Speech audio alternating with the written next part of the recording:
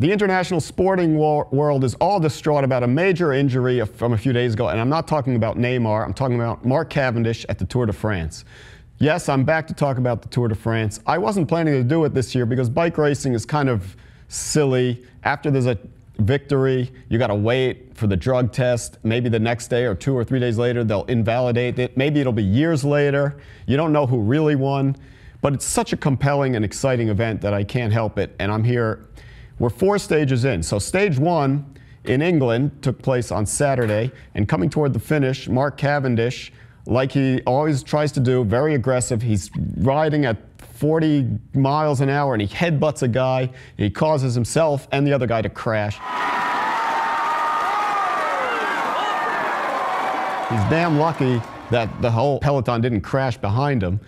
But the guy who suffered in this case was only Mark Cavendish. He broke his collar, separated his shoulder, and he had to withdraw from the Tour de France. Now, it's a shame from a sporting point of view. He's got 25 stage victories, and this year he was teamed up with Mark Renshaw again. If you remember from a few years back, Renshaw was delivering Cavendish to the line perfectly, stage after stage after stage, and that's how Cavendish raked up all those Tour de France stage victories. And it looked like maybe he was primed to do it again against some great competition in Marcel Kittel and Sagan and Greipel and Pataki and others.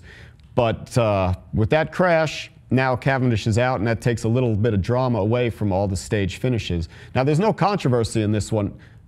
Mark Cavendish admitted to having caused that crash. He's done this before. He's so aggressive. He's so convinced that he deserves the best line and the best position in the sprint that he's trying to headbutt people so he can get behind the wheel he wants to get behind. This time, it didn't cost anybody except him.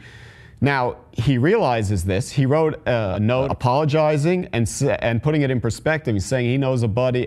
There's another racer, Taylor Phinney, who broke his leg and he's out for the whole season. He's saying, oh, it's not as bad as that. And he's got a buddy from Afghanistan who lost both his legs and his arm in a useless war over there. And Cavendish is saying, so it's not that bad. Now, on the other hand, Ben Mankiewicz off camera pointed out to me, that's a great letter to write if you're the other guy who got hurt, maybe, in a crash caused by Cavendish. But when you're the guy who's headbutting people at 40 miles an hour on a bicycle and you get hurt, you don't get to write that letter. Good point. Anyway, stage 2 was out of nowhere, a thrilling, exciting stage finish at the Tour de France. All the GC leaders took the opportunity. There was a really short, steep climb at the end of the stage.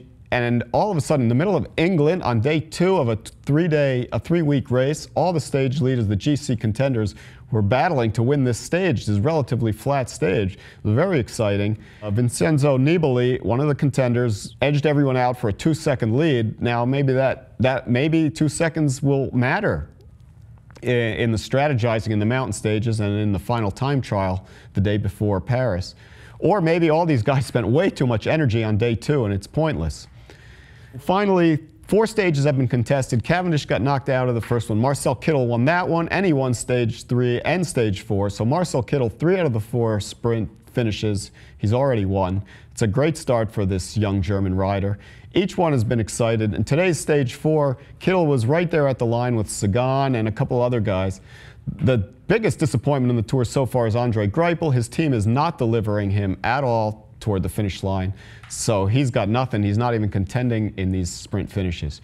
So that's your Tour de France so far through 4 stages. I'll be back for more as the tour continues. Follow me at Dave Koller.